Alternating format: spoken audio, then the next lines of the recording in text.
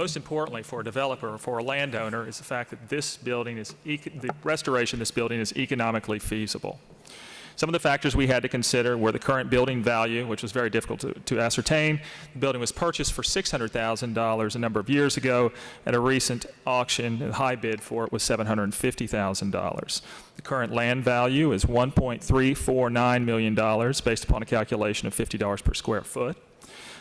Currently, there's a land lease on the land that the building stands on of $4,033 a month, which is paid to Hart Realty, which is an amount which has remained unchanged since 1955. Our estimated rehabilitation cost for the building was roughly $17 million from the basement to the 8th floor, or roughly $132.75 per square foot.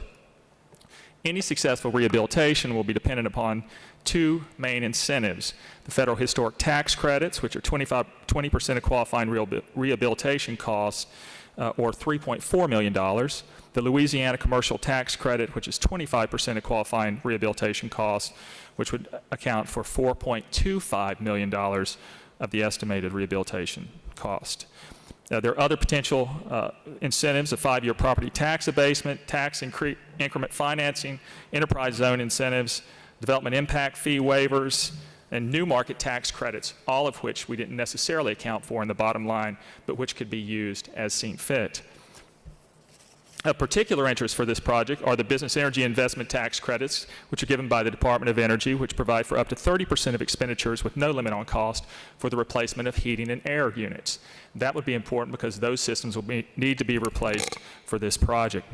Also important is the Louisiana Brownfields Investor Tax Credits, which cover up to 50% of remediation cost over a period of 15 years, which would be necessary for the removal of asbestos from the building. Total rehabilitation incentives are roughly $7.65 million, or 45% of estimated rehabilitation cost, not including the other ones that I mentioned, but which were not factored for. Estimated revenues from the building: residential rental revenue would be $1.893 million per year, and retail space revenue of $461,000 annually, for total annual lease revenue of $2.355 million. When you combine the revenue derived from the building with available tax incentives, it's obvious that this building can be and should be restored. The restoration and adaptive reuse of the Commerce Building will be a vital step in the revitalization of downtown Baton Rouge and will help usher in a period of rebirth for the city's urban core. Thank you.